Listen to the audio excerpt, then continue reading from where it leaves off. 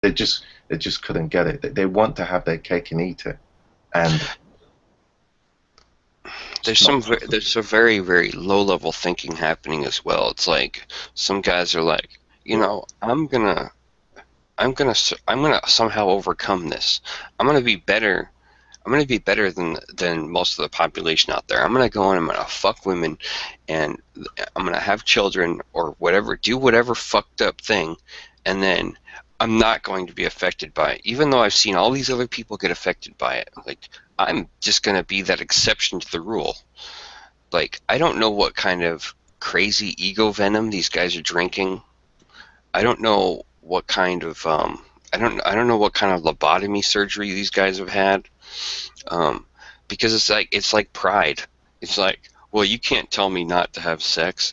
I've been programmed in my brain to want to have sex since the very beginning, and been told that from other people. I'm not going to take your advice. I'm not going to think about what I'm doing. I'm just going to do it anyway. Like I don't understand that mindset. It's like Well, you are getting data and you're it's being sorcery.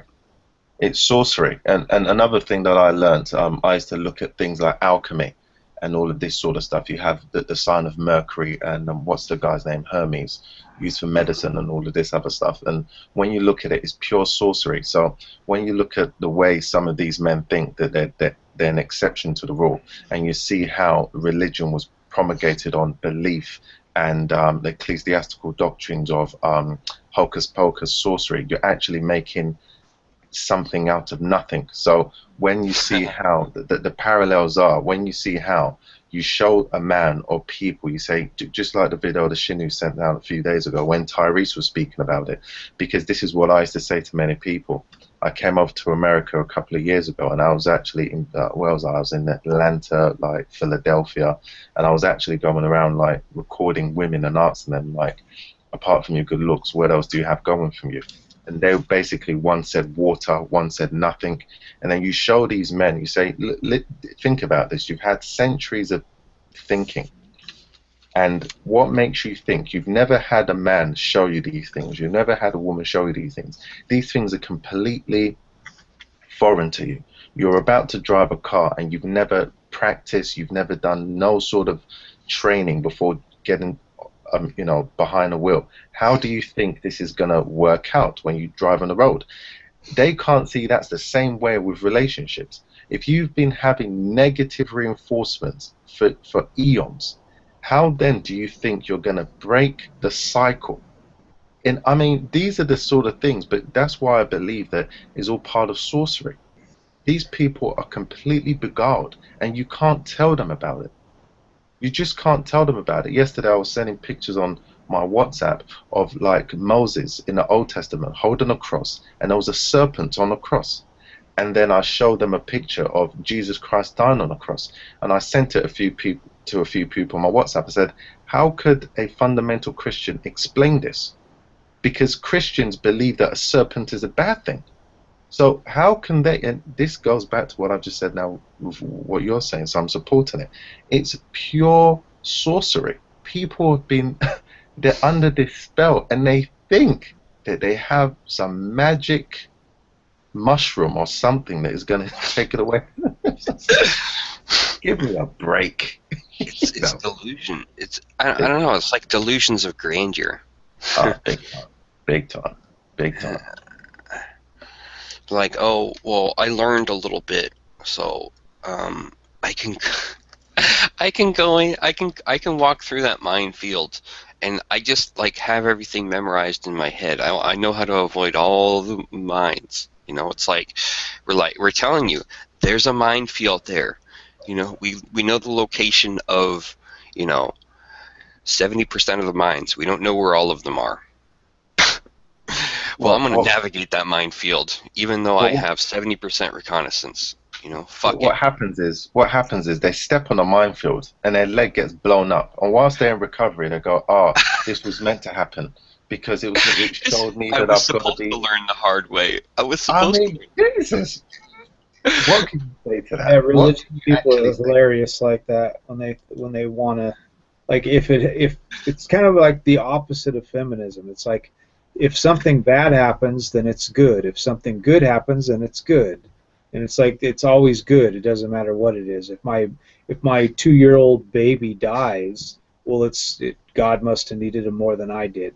You know, it's always there's always a reason for like nothing basically, and they just like they're always talking about praying, and praying has never helped anything. But they just keep saying, "Well, just keep doing it, and someday maybe God will listen to you." And it's like, whatever. You guys are fucking idiots. Yeah, it's like the have the positive mindset, right? Use positive reinforcement. Yeah, it's like, But it's like everything is awesome, bro. yeah. Like when somebody mugs you and takes your wallet, it's awesome. It's a Yeah. good thing. It's a good thing that just happened. Well, that's the thing with religion and feminism too. Is like it's always good depending on the situation, you know. So like situations like that, they'll try to look on the brighter side. But then if a man gawks at their boobs, well, then that's fucking the end of the fucking world, you know. If they're in a hangout with an atheist, then the earth has come to an end, you know. An atheist is a problem for the reproduction cycle because basically like the whole religion thing is just to reinforce fertility, like to have children and to basically prop up anything that supports making life. So basically it's worship, but it's about worshiping women. Essentially is what it comes down to. And it's just women are without sin. That's what I've learned. They're perfect. Little blue pill philosophy for you. Yeah. Women are perfect. They can do no wrong. Well, they think that anyways. Well, women are women are absolutely solipsistic. They don't think much outside themselves, hardly at all. A lot of men have become solipsistic as well. Yes, I agree with that. Especially like the religious types have become very solipsistic, trapped within their own mindset. They don't take in new data very easily. It's like trying to break rocks with a rubber hammer. Very difficult to do. And I'm actually happy because of this, you see, because when I was growing up, I sort of knew that people were, in most parts, fucked. I knew they were, but because I had something called what's it called? I used to look into myself. I can't remember the word now, but I used to try to think, could you be wrong about this? Introspection, that's the word. I had a lot of introspection, so I thought, maybe I'm just being hard on people.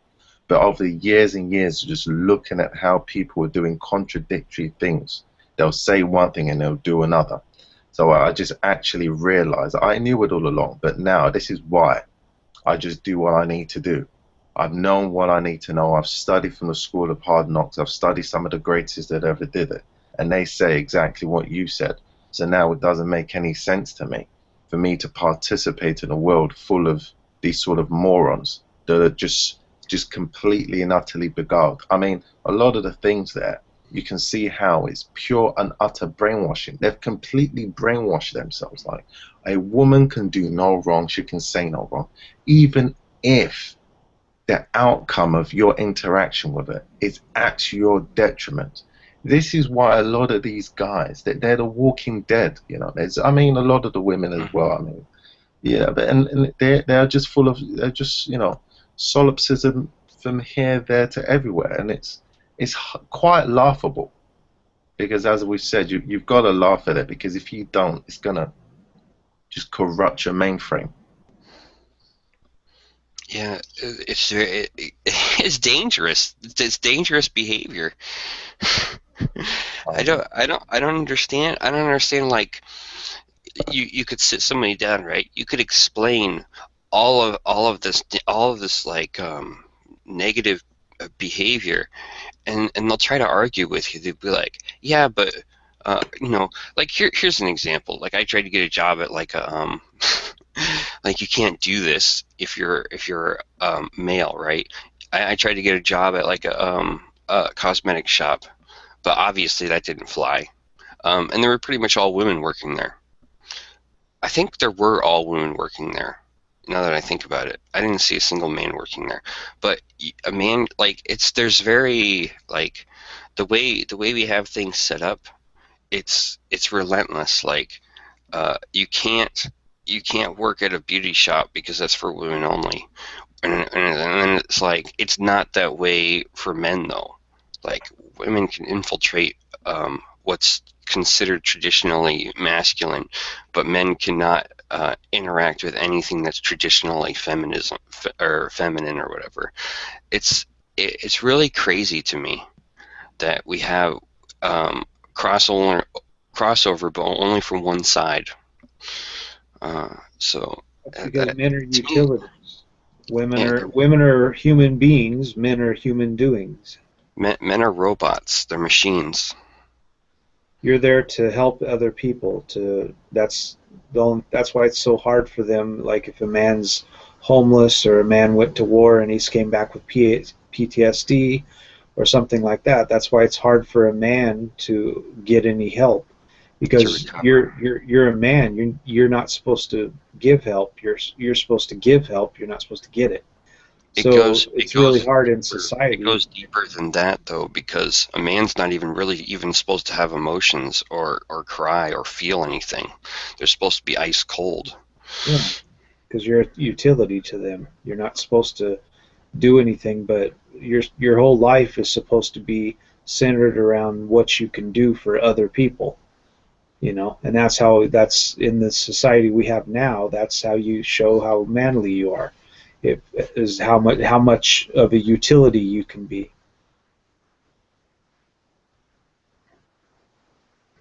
I mean, I was listening to this lady, and actually the night I was sort of talking to Shi-Nu online, sort of thing, and they were talking about the Knights Templar and what the Knights Templar was, and all of this stuff, and how these guys sort of worship Baphomet and all of this sort of things. From my own research of the Knights Templar and everything, and it wouldn't. I would assume that the Knights Templar, because they were an order, they were basically like the special SAS of Christendom back then in the church.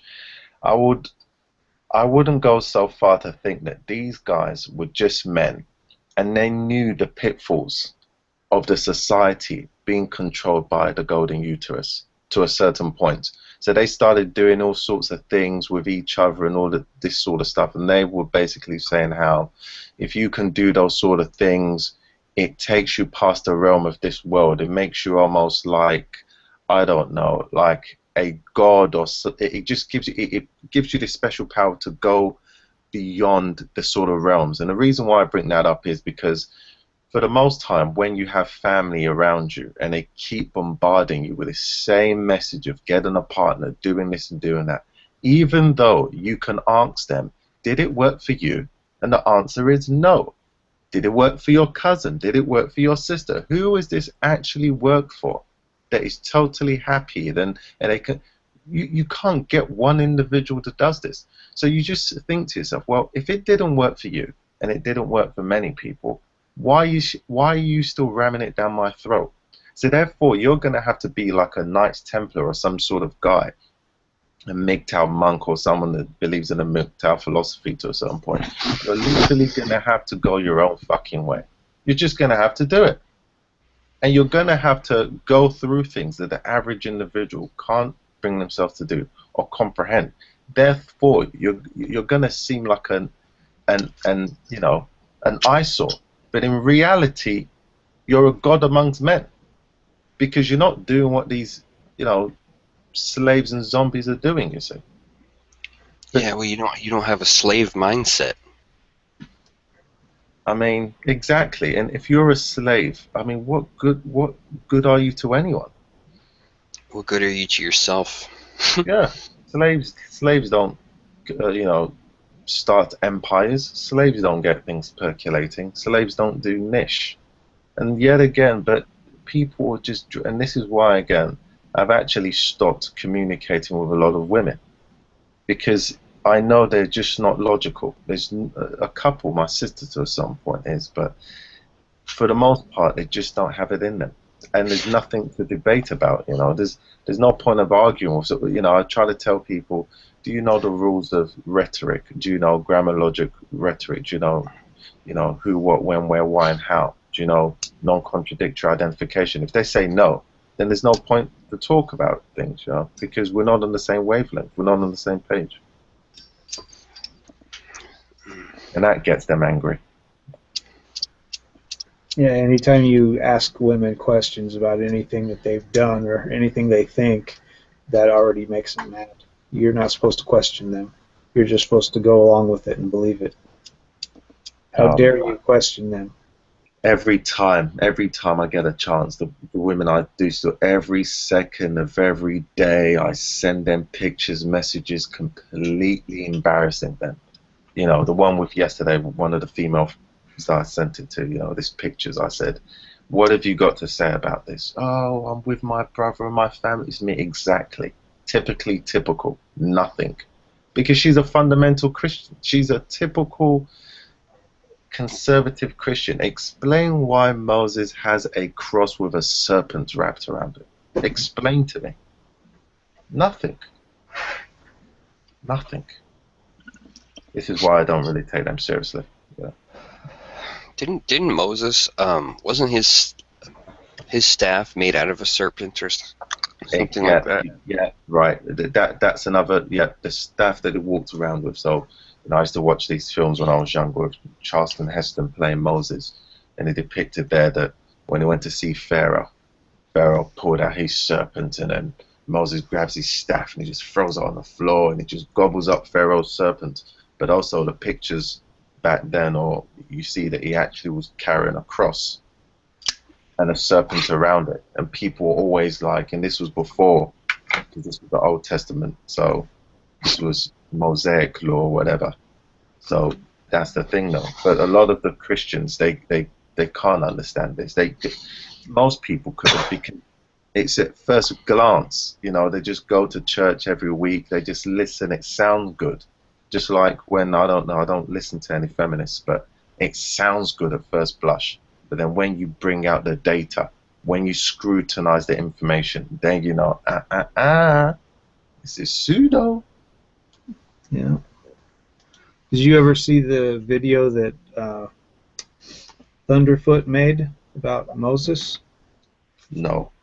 He made a cool video about it. Basically, he showed how the whole story of Moses and the whole thing that happened was basically just him. He didn't actually speak to God, and that's what's funny is like the Bible is all like the number one person they believe actually spoke with God is Moses. And when you look at the story, he pointed out that the exact story that he pointed out that everybody was talking about then and put down in the story was him visiting a volcano. He went to a volcano, and that's all it was. His idea of talking to God was going to a volcano and going up onto the mountain where the volcano was erupting, and people were so amazed that he came down alive and didn't get killed. So that's all it was. And then all of a sudden he said, yeah, I was up there and I talked to God. You know, and then people nowadays still think he talked to God and he just went up on a fucking mountain, you know. We call them volcanologists, actually, nowadays, but I guess he was the first volcanologist, but he thought he talked to God. And people like Jordan Maxwell and other people sort of brought it out, and I have a few books on this whole bit, because there was a thing there called manna from heaven, which is like magic mushrooms now, and this is the whole thing of Christmas, thunder lights, and you know, the names of all of the fucking reindeer, and like Santa Claus is supposed to represent Volcanus, which is the god, you know, god Thor, and had many names. And even Star Trek, they used to have, you know, the Falcon, you know, what's his name? Was it Spock, and all of this sort of stuff. And you can, when you put everything together, you can see how it's so it's so vast, but not really when you understand that it's all just a story, and it's just a story that is to sort of control people's minds, and the majority of people will fall for it because the majority of people are sheeple. They're there to be followed. They're there to be led astray. So it's not really much of a big deal, but yet again, people still being taken, they're still being fleeced, they go into church, they're getting on it doesn't matter what leadership you put in there. If ego blossom, if you all of a sudden became like in charge of setting the standard, people would just obey you. Oh, big time. Oh, big time. Why not? But the thing about it is, to a certain point, I wouldn't say it's great. I don't want to be anyone's leader or anything like that. But if there is a standard, if you took that role, people would just follow you. Oh, they will, because everyone wants a savior. They want someone else to do it for them. Conditioned to follow. Okay, they've been beaten down. They've been told you have to obey us, or we're going to hurt you. We're going to whip you again if you don't obey.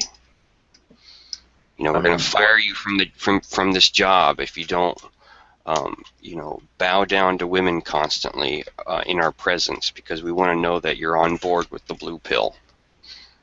How do you feel about this? Do you think that's a bad thing? I think something like this has occurred since the beginning. It's a very primitive. It's a very primitive thing to do. It's like a tribal thing. So oh yeah, we're still working with very primitive tools. We should abandon some of them though. Like some of these old things are not that useful.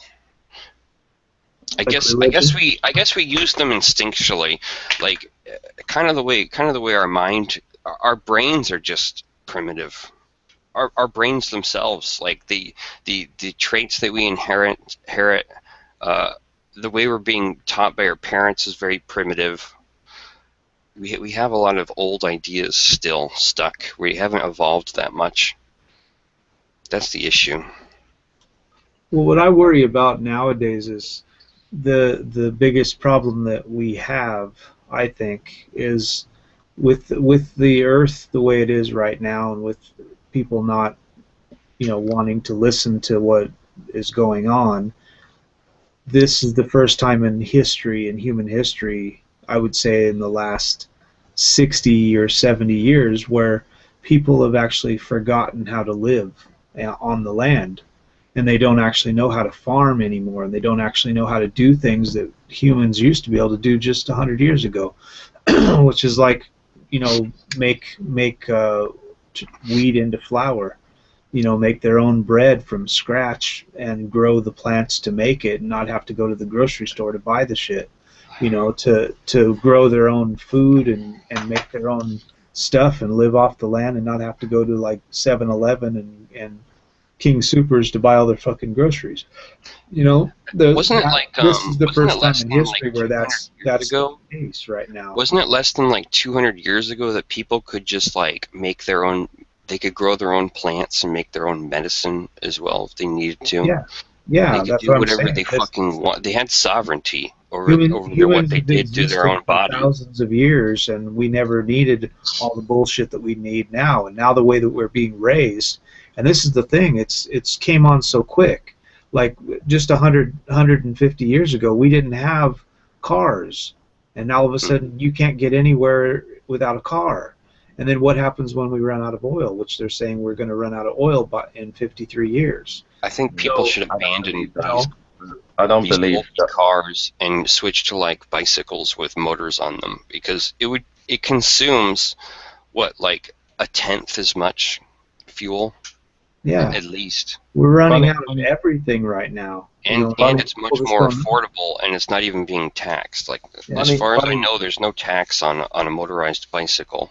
Funny you should say that. I actually had a dream today about. I was over here, London, but I just saw this guy just riding this it was like a motorcycle, but it was almost like a 3D motorcycle, but it was like it was very simple. It just had one wheel, and the guy was basically right. He only had one wheel on the back or something, and he was just like he sat on this bike and he was just moving through traffic. He didn't have a front wheel, and then I saw another guy. Oh, I've seen those actually. I've seen those on the internet. Yeah, right. I know what you're talking about. Yeah. Right, but the thing was, these bikes were just they were speeding past normal cars, and they were just like I've seen these before, but funny you should mention that. But I don't. When they speak about this whole thing with oil, the reason why I don't believe that it's all running out, because when I was doing my research into a lot of these things in the treatises, I came across a book, and I have so many, but there was this woman speaking about how she said in this book, it was written in the 1800s, she said from the information that they had then, that they can get gold from anything, sand particle, even an air molecule, that they can extract it and they can put it together. And this woman basically said in this book that gold and all of these things will be here long before water does. So when I read this, and I used to talk to a couple of my friends, I said, these treatises, people, we're talking about 900 pages, 2,000 pages, volume 1, volume 2. These things were researched. I mean, they're not messing around. So when it comes down to the old debacle, yet again, it's like this scarcity idea to a certain degree. But these booms and busts of oil commodities have been around for years. And then when I studied the whole thing with the stock market, that since as early as, I don't know, the 1700s, someone can correct me if I'm wrong, but they've always been doing these booms and busts and commodity prices, and yet again, people keep falling for this stuff. Like, yeah, but I think the scarcity. It's not about the scarcity. It's about the fact that nobody is going to be able to find the stuff. Do you guys actually remember the cycle make of problems for themselves? Because when you're trying to get the oil that is left, the stuff that there's still oil on the planet. Now, we're not saying that there's no oil. What we're saying is, to get the oil, you're going to have to destroy the environment so much that it's going to make it inhabitable for humans. Like when you go get tar sands up in Canada, they're destroying forest and they're destroying natural habitat for bears and all the other animals that live in the area. Plus, it makes it uninhabitable for humans as well. And they're destroying the water by fracking, to get natural gas. They're destroying aquifers, so now people don't have drinking water. So yes, there is many ways to get oil. What we're saying is the oil that is easy to get, that we've been living on for the last 100 years, that we've been making gasoline and fuel with, that makes cheap gas, that you can pay a couple bucks at the gallon and at the gas tank, is going to be gone in 53 years, and pretty soon your gas is going to cost you $25 a gallon, because the gas that's left over is going to be too expensive. And that's the problem that we're going to have, and it's basically going to make it to where normal people, if you don't have a shit ton of money, aren't going to be able to afford it. If you can afford it, even if you can afford it, and they try to continue to produce it the way they are now, it's going to destroy the environment to where humans won't be able to live on the earth. So we can't continue to use it. Yeah, I understand what you mean, and I'm not going against that, but it's like when these average people can't even get their heads around gynocentrism and men being used and abused, they're not going to want to go there. This is I get where you're coming from, and this is the sad fact about it. Most people, they don't. You see, you're taking them out to lands that they are scared of. The allegory of the cave. The simplest conversations, they can't even get to deeper things. And I believe that most people are just they're thickos, which is not necessarily a bad thing. That's why they need to be shepherded around. They can't do it on them. They can't do it on their own. But people, I believe, are just savages. They really are. They just, this whole clandestine, you see that football games, all of these games. I'm not saying that people shouldn't go and watch sports or cheer their favorite football team or whatever. But yet again, they're just displaying the same old tribalist mentality, same old. But yet they class themselves as sophisticated. How? It's just how? They can't comprehend these things. What we've said today. We're not even going deeper into anything, but there's some people that will hear this, and in their mind, this is highly complex. How? Yeah. How? This isn't fucking complex algebra or something like that. Like, it's not. And even that wouldn't be complex if you learn the language and you familiarize yourself to it. Yeah, I talked to some guy on another hangout today, and he was trying to make it seem like, I was talking to him about like how the Earth has only been putting out radio waves for like 100 years, since the early 1900s, and our radio waves have barely passed our own solar system, and you've got to go from what science has found out. We found like a lot of planets that can sustain life in the last 20 years or so, but the nearest one is so far away it would take like I think Neil deGrasse Tyson said like 25 or 40,000 years or something for us, just for our radio wave to get to them. Then once it gets to them, they would have to answer it and figure out how to decipher human language, and then they would have to send a message back to us. So we wouldn't even get the message. It wouldn't even get there for another 40,000 years, and then it wouldn't come back to us for like another 45 or 50,000 years. So we're looking at if there is some kind of life out there, we may not even know about it for 200,000 years. And the fact is, with the way we use our planet, I don't think human civilization will even be here in 200,000 years.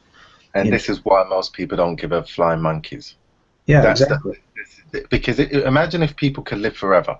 You soon find out that I believe that people act differently.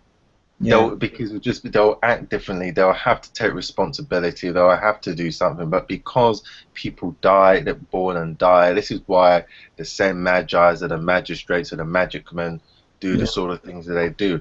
And to be quite honest, if someone wants to be beguiled and tricked, good for them. That's the way I see it now, because it's 2016. If you say you're intellectual, if you say you're the bee's knees, you're the cock of the walk, you're the dog's bollocks, then when something happens, you saw it coming. So don't cry, don't bitch about it. Yeah. You're a big boy. Wear your big boy pants. And that's my stance on majority. Well, for me, I'm vegan, and there's a lot of scientists and a lot of science that's going around right now saying that we're going to be completely fished out of the ocean in 23 years.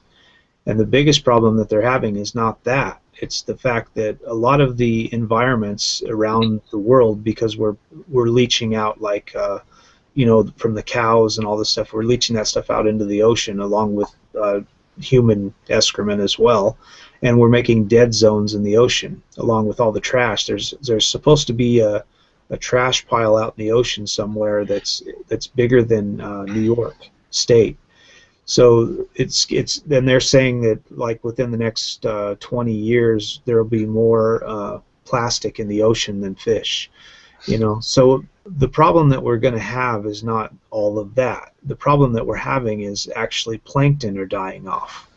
And when plankton die off, that actually feeds whales and things like that. But we're having a huge problem with that. But if plankton die off, they're actually the producers of 80% of Earth's oxygen. Which means if we lose the plankton, who gives a fuck about the bees? If we lose plankton, then we lose oxygen, and it'll be like when you're standing in Los Angeles, California, it'll be like you're 15 miles above Mount Everest, and humans can't live like that. You can't live with 80% of the oxygen on the Earth gone. And that's where we're headed right now, because humans are so fucking greedy that they can't see what they're doing, and they don't want to think, they don't want to use a little bit of introspection and think about what you're doing to the Earth, that they don't know how to take and receive and give and receive. They don't know how to take it, what they need, Humans don't do that anymore. We don't take what we need. We want it all. Give it all to me. You know, and we don't know how to, like, you know, if I'm hungry, I'm going to get a couple of fish and I'm going to eat. No, fuck that. I want 200 fish and I'll eat them all year long. You know, so that's how humans are, and that's the problem that we have is greed, and it's gonna kill humanity.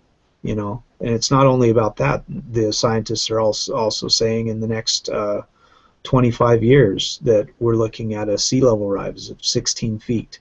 And that's if we stopped using oil and everything right now. We're still going to lose Boston. We're going to lose most of Florida. We're going to lose California. We're going to lose Louisiana is going to be gone. Lots of places in Texas. You know, most of the port cities. A lot of places in the world already have had over a 5-foot sea level rise.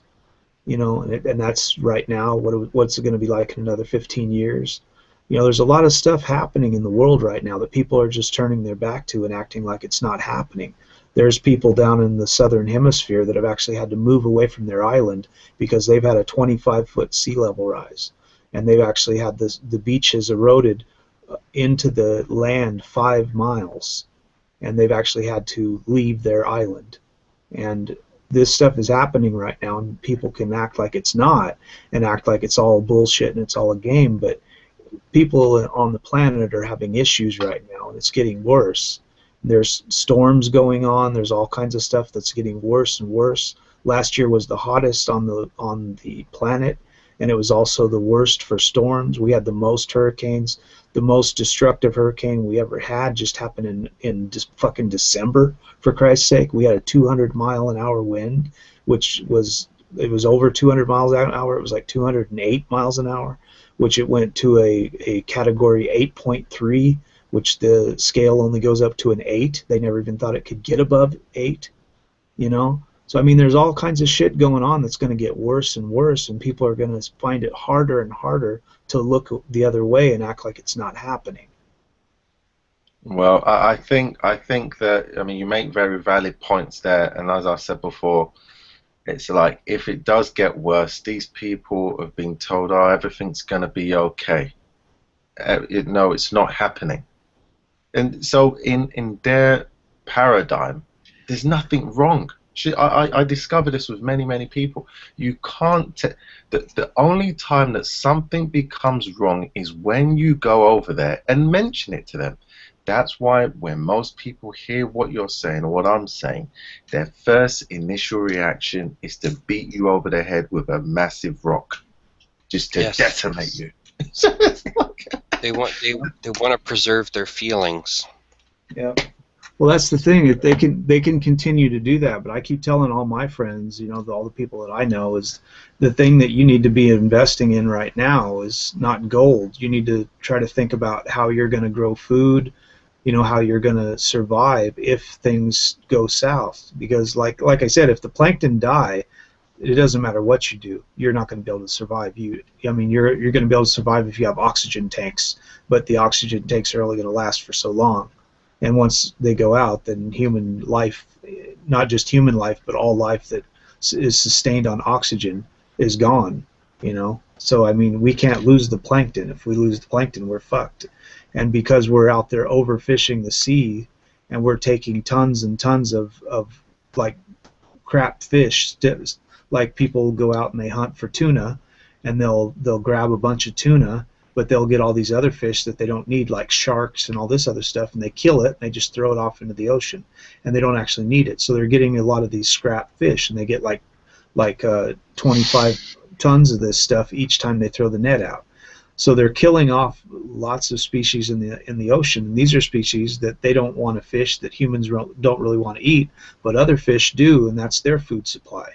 So we're killing that shit off, and because we're dragging the ocean and killing plankton and killing all this stuff that we're doing, we're fucking up the environment in the ocean. And the ocean is like 90% of the fucking planet, you know? And that's where we get a lot of our air, and a lot of our weather comes from there, which is why we're getting much bigger storms. You know, they're saying basically if there's a 2 degree Celsius sea level warmth That's all. Just the sea. If the sea warms up 2 Celsius, that's enough to kill the plankton, and it's already at a .5 rise right now. You know, so it's not going to be much more. You know, that it's going to take for all this shit to go south. You know, and people keep acting like it's not happening. And you can turn your head all you want, but when you look at the science that's been going on for the last 100 years, you can see there's a progression, and it's getting worse and worse. And a lot of people just turn their head and go, "Nah, it's all bullshit." You know, it's fanciful, but it's not, because all you got to do is look at the storms, look at how bad things are getting. You know.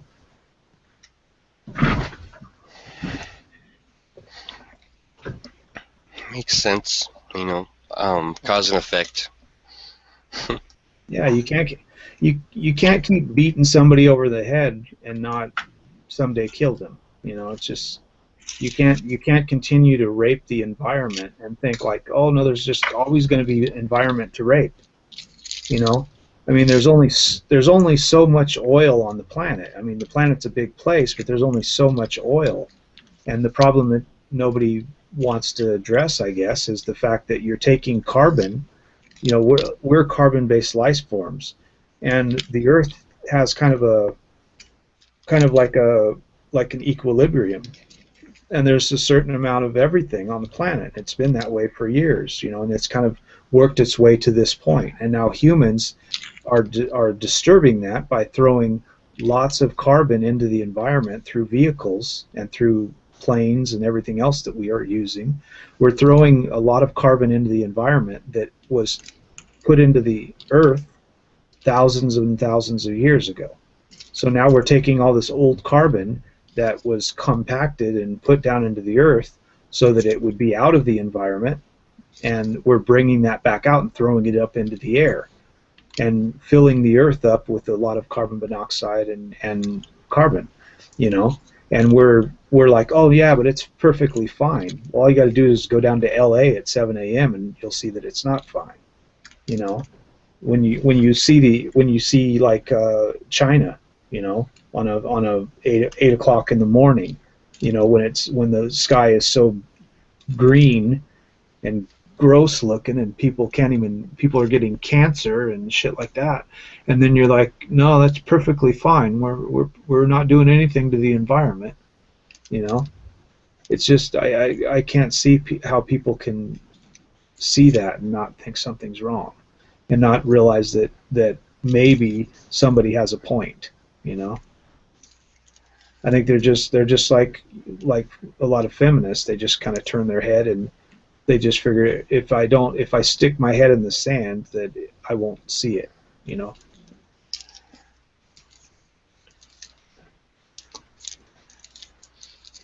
Just dig your head deep enough into the sand so you can't see, hear, or speak anything. Yeah. You know, there's all these countries lately that have had a lot of problems with, you know, with earthquakes and tsunamis and hurricanes and, you know, tornadoes. You know, just a few months ago, you had like nine or 12 tornadoes that went through, like Texas and Oklahoma and all that shit, and it happened in like November or some shit, October, November, real late in the season for that shit to be happening. You know, and that's what's happening. It's the environment is really strange. You know, I remember when I was a kid, you know, back in the 80s, you know, it would usually, you know, start snowing around October, you know, mid-October, and then, you know, it would stop at a certain time. And now it's like, you know, even now, I left for 6 years, and I came back to Japan, and all of a sudden it's been raining for like 9 months here in Japan. Almost every day it rains here.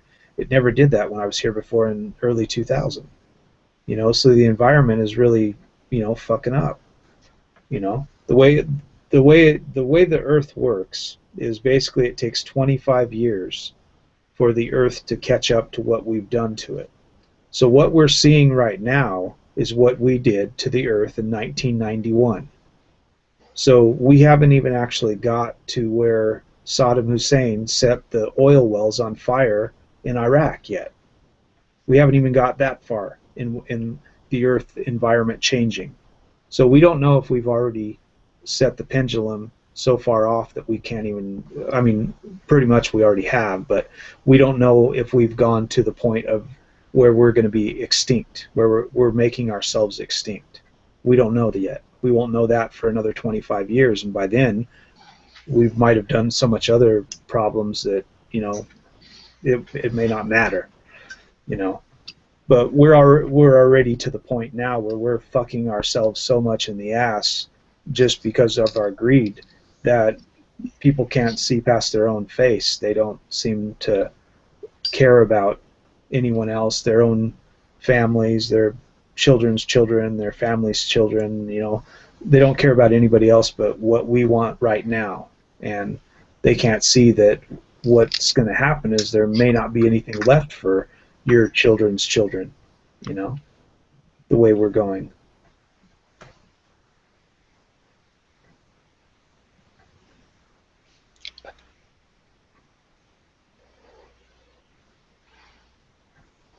Well, the pattern just seems to be that, you know, the same pattern with brainwashing seems to be like you bombard an individual with so many different things that their minds can't keep up. So when it comes to like doing what needs to be done, that's just an almost impossibility. So from what you're saying and from what information I know of as well, this is going to drive individuals to more and more superstitious beliefs, or just to cut away from the real world, and they'll be acting crazy. And I mean, what is the hard question is, what can be done about this? Individually, most of us are doing what we can. I dibble and dabble into foraging myself from time to time. I make my own, prepare my own stuff.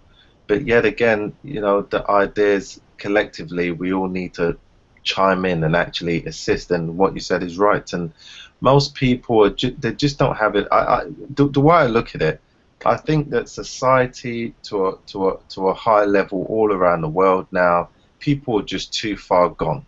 They're just too far gone. They need government intervention to come and help them. That's fine. You know, we've had it from the Gnostic, you know, some times with the Gnostics, which I'm finding out some information that wasn't all too sweet themselves. They did a couple of fucked up shit, but it just seems that there's never been once in man's history that they've had something that actually worked, that actually saved people. It could be that the majority of human beings, as I've said before, are completely savage.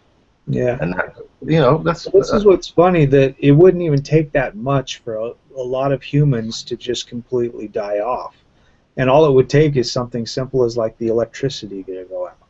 You know, like most humans that live on the planet, especially in America, most of the humans that live on the planet right now don't know how to like do something as simple as find clean drinking water. You know, if the electricity went out and you couldn't go down to the local supermarket and buy a can of beans to eat, and you actually had to go out in a forest and forage for food, most people would die. Most people wouldn't know how to do that. And even if you did find that, like if you found an animal, you have to understand that, like when you find, like say a deer, you can only eat it a certain amount of time of the year, because you can't eat it when it's in rut. So you can't, because you'll get sick and die, and there's deer ticks that if you get those on you, it actually kills you. You know, so there's all kinds of things that you need to know about animals to eat them if you want to eat animals, which I wouldn't. But if you're like me and a vegan, then you have to know what plants are edible, you know.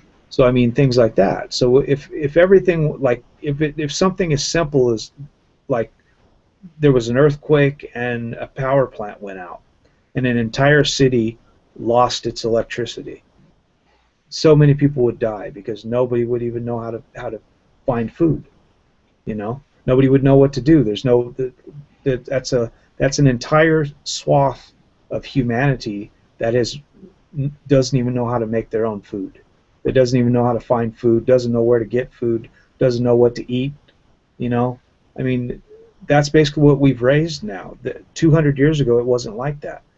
Humans could go out into the forest and they could find roots that they could eat. They knew what plants you could get water from.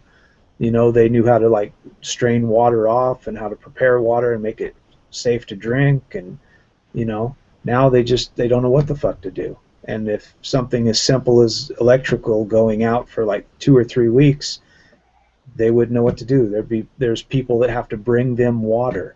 You know, they have to bring them jugs of water and bring them food and all this kind of stuff. And you see it all the time with the Red Cross when something like that happens, some disaster happens. You know, what did they do 200 years ago when there was a fucking earthquake? Did they have to bring them food and water? No. You know, that's a new occurrence. That's something that we do now. Back then, they never had to do that. You know, even 110 years ago, if there was an earthquake, we might hear about it 2 weeks after it happened. You know, because the way, you know, we didn't have the internet. You know, that's only a recent occurrence. But now, it just takes something simple like that. You know, something like, you know, a tornado or a storm to go through, and now all of a sudden there's no electricity. So now, how are we going to eat? You know, that's the first thing that people need to think about. How are you going to eat and how are you going to get water? And the first thing they think about is, well, I would just go down to the grocery store, you know? And they can't, they don't understand, what if there's no grocery store? You know? And they don't understand, if there's no grocery store and you don't know what to eat, you're dead. You know? And that's as simple as you can get it. You know? What do you do in that case? And if most humans on the planet right now wouldn't know what the fuck to do, and that's the problem. That's where we lie at right now. Just 150 years, humanity has come to this, where if something happened, humans couldn't even fucking survive. People don't even know how. Lots of people don't even know how to like sew. You know, there's a lot of humans that are on the planet right now that don't even know how to make their own clothes from cotton. You know, like we used to do. Make their own shoes. You know, make their own clothes, make their own house. You know, it used to be like just 150 years ago. Guys would come over from England on a boat. They'd wander out in the forest, chop down 15 trees, and they'd make a goddamn house. Humans don't know how to do shit like that anymore. You know? And these are simple things that humans did for thousands of years, and now all of a sudden, just in 100 years, we've lost all that. It's sad. I had a splinter in one of my fingers at one time, and I actually had difficulty removing it, but what worked is taking a needle and prying it out of my skin. Yeah. So it was a sewing needle, actually, Yeah. which is interesting. What I did was just peel the skin around it and then pull it out. It's not actually that painful to dig around in your own skin, especially if you have a needle. You can kind of get between the nerves and shit. Worry. Not really, but Yeah. No, not really, but it's less surface area as opposed to using like a cutting object. Unless that cutting object's like ultra sharp and thin, and I guess it's not as painful. But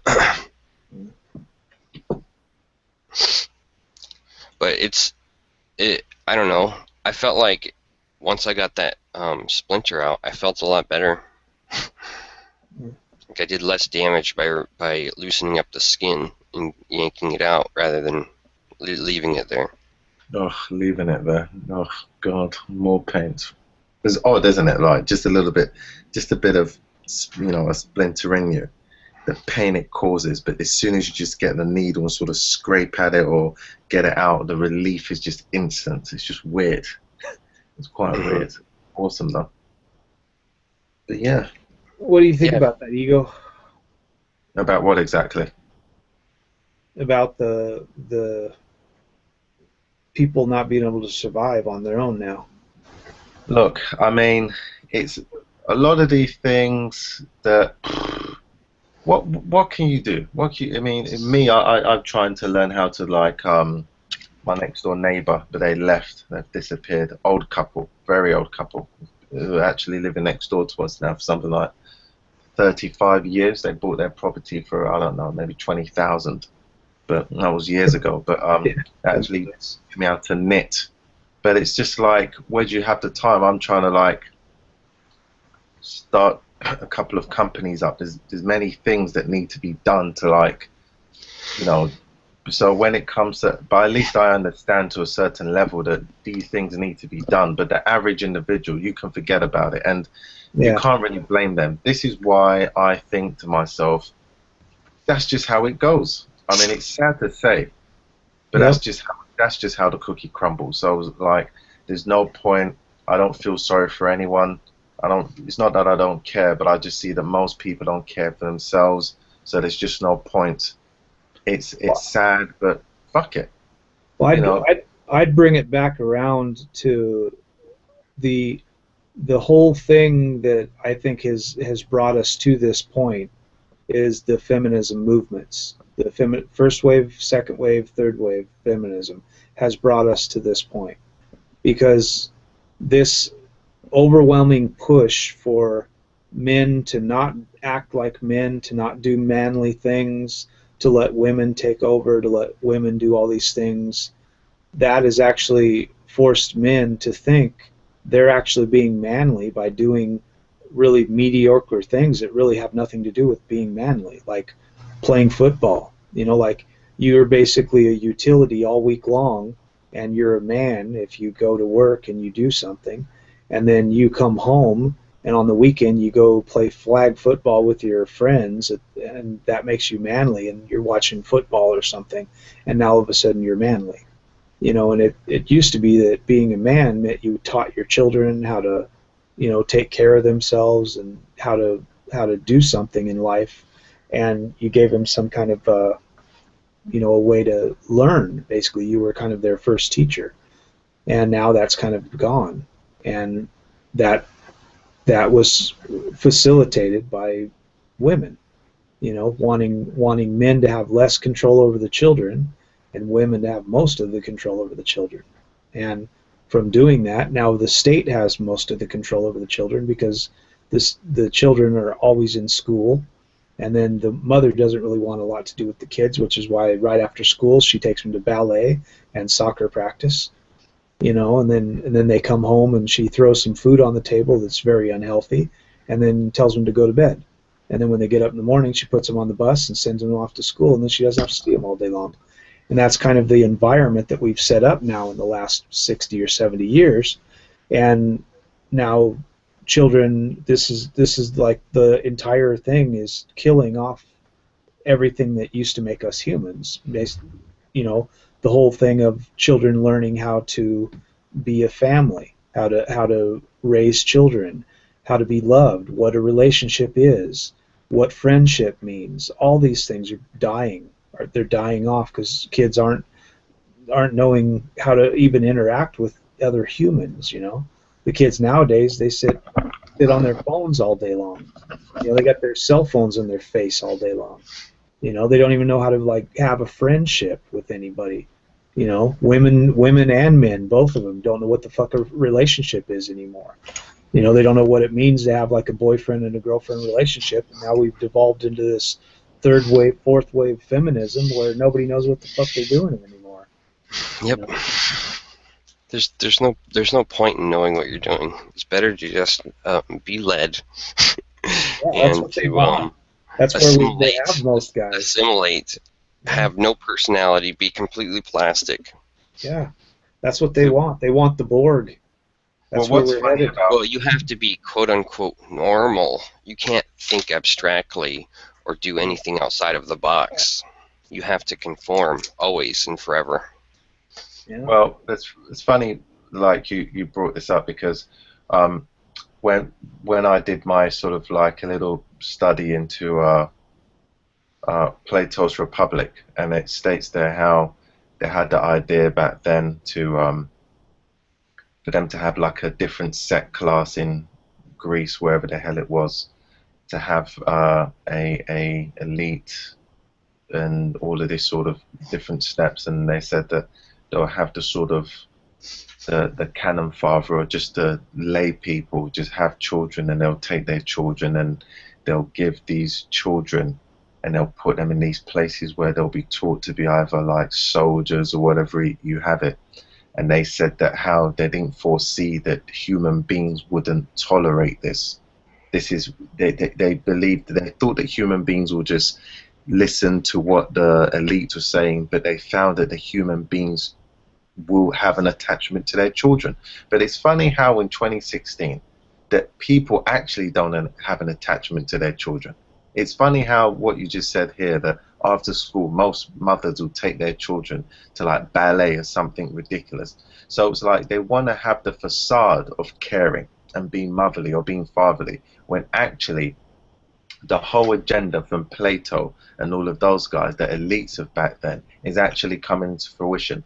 By their hands, by these people's hands, are they selling their children? By special design, are they giving up their children, their progeny, to this hellfire called Mondi or whatever the hell you want to call it? It's just funny that the patterns in it are so funny, and it's yet again, I still have a few books that I haven't gone into, like things like this book called Bread and Circuses that I have in front of me. I haven't quite read yet, but they said this was the same thing that happened back there in Rome. That's why Rome fell down. It had too much debt. It wasn't doing this. Everyone was running around fucking each other, doing this, doing that, pure debauchery, women having their liberation. And I haven't read these texts myself, but from the different sources I gather my information from, they all seem to say that it had to do with women piping up and taking control of the society. Even when you look at the whole thing with Greek mythology and what's it called, the Spartans. So you had the Spartans. They were the only sort of group that men were doing whatever, killing and being a warrior. But yet again, everyone else, like you have the guy that came to conquer them. What was his name again? The Persian guy. Do you remember the guy's name? You ever seen 300? Yes. Xerxes. Right. So you saw how Xerxes basically came over from the world of Persia, and it was very, it was almost like an asexual guy that was just into all sorts of debauchery. And then you saw how, you know, flowery dresses and all of this sort of stuff.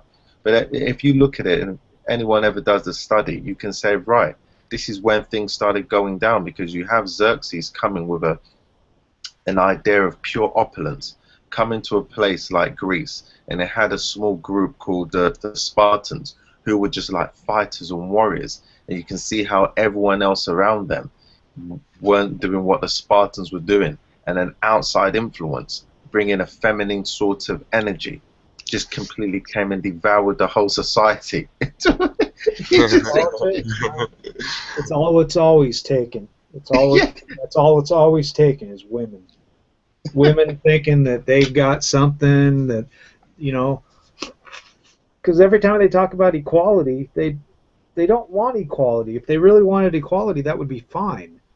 But they don't want equality, and the fact is it's just a fact of human existence that women aren't as good at anything as men. The only thing they're good at better than men is making babies. That's about it. And having periods, maybe, you know. Other than that, there's not really a lot that women are better at than men, especially physically. When it comes to physical labor, you know, there's not a lot of women that could keep up with a man doing physical labor, you know, like hauling bricks or carrying wood or doing something physical all day long. They wouldn't last very long. They wouldn't want to last very long. That's the most important thing, is they wouldn't want to do it. I actually want men. It's just that they don't want to. I actually want men to abandon all the physical jobs. Well, they are. Do this. They are. I won't break my back for a society that doesn't value men. I won't do it. Now, guess what happened? Day before yesterday, I was on the underground, and there was this woman. She had a buggy, a baby carrier, and she was trying to take the buggy up the steps while I was coming down the steps, and I saw her and she was struggling, and I was just about to pass her, and this older gentleman said, "Oh, would you look?" Because she was pulling the baby up and she was going, uh, uh. She's making it right. So the guy, "Oh, would you like a hand? Will you?" And, "Oh yeah, thank you." And I just thought, what a fucking simp. Fuck that. Fuck that. Yep. You're the one that wanted the fucking baby, lady. You can take care of it. I'm not your husband, and I don't want nothing to do with it. Now listen to this message, right? So I was having a conversation on the WhatsApp yesterday with this female girl I used to have sexual relationships with, right? So she says to me, "Oh, I'm tired. I'm not in good shape today. I'm bleeding, and my head's, hurting me. Blah blah blah." She goes, "I'm annoyed because my friend is having a great party and I can't go." So I didn't say anything. I just gave her a thumbs up. She goes, "But I'm laying down with just a little light. Blah blah blah." She goes, "It's hard to find sympathy with you." Right? And she goes, "Later." Yeah, good luck with that one. So I responded. I said, "You're such a drama queen. You've been bleeding more times than I've driven a car, and you're still not used to it yet." Yeah, And then she sends me a picture, like this morning, like laughing. "It's true, but still, you're heartless." I mean, babe, come on. You're like 35 years old. You've been bleeding since the age of, and you still want pity. I can bet you, if men had babies like women, they wouldn't bitch about it. I'm sure they wouldn't. It's just like, get on with it. I've got a baby. It's coming out my testicles or my penis, whatever. Yeah. It's what happens. Yeah. But she wants like sympathy.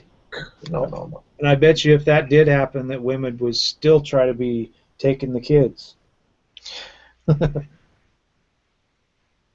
Say that again. I bet you that women would still try to take the children, even if guys had the kids coming out of their dick. Probably. At least if guys had the children coming out of their dick, they couldn't tell us that our dicks were small. Well, I just think these. I mean, what can you do? What can you do? But guys, I think I'm gonna have to go to accident and emergency. I have some sort of I developed this sort of like allergy in my face. I look like the Elephant Man right now. I've got all these rashes on my face, and I've been trying to take these steroid creams, but I think I'm gonna have to go to accident and emergency and get some sort of a steroid shot or something. That's not good. Yeah, I mean, I don't really like going to the doctors and whatever, but it's been like 3 days now, and like I woke up this morning and I thought, what the fuck? My sister's a doctor and she says, "Look, dude, just go down to accident and emergency, just get like a steroid shot and we'll just like, bring it down, because I've got a lot to do and I just can't be laying around in bed and just waiting for my body to stop attacking itself." So I'm gonna have to bid you guys adieu for now, and I'll speak to you next week or something. All right. I'll get back with some information for that stuff, Shi-Nu, midweek. I think. All right, dude. Sounds good. All right, fantastic. Have a good day. All right, bye. Bye, Ego Blossom. Awesome. Check out my videos if you can. Quite funny. All right. Ta-da. Well, bye. Okay.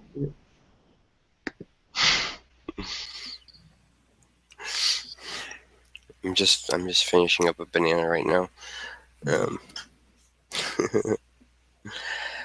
I don't have a it's good. What I actually started doing was I started thinking about you can have knowledge, but you need to be able to apply it at some point. Exactly.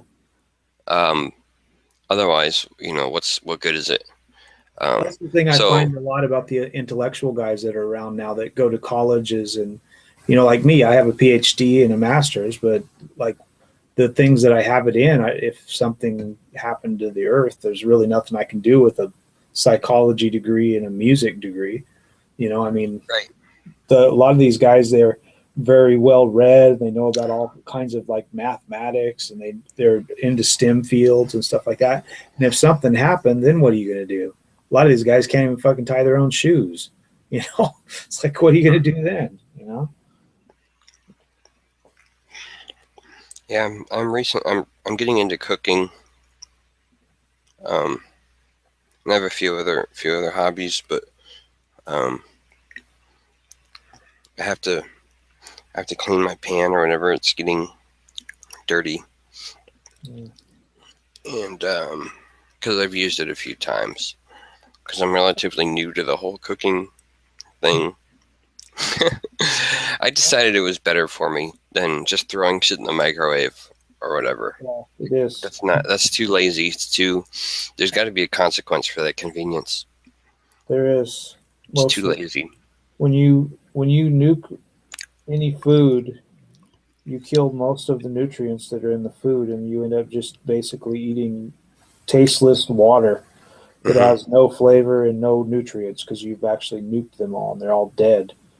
You know? Right. So I never use microwaves. It's like the worst thing you can do to any food, no matter what you're going to make. It's better to just throw it on the stove or throw it in the oven and heat it up than it is to put it in a microwave.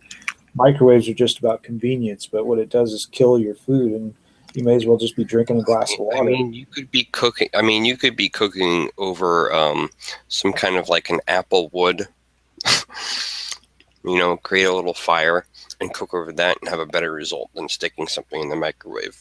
Yeah, it would taste a lot better. Taste better. Yeah, for sure. Like a cherry wood or something. Well, like something that I think's funny is I'm a vegan, but I grew up as my dad used to take me out hunting, and we used to go bow hunting and shooting. And I've been a vegan for 27 years now.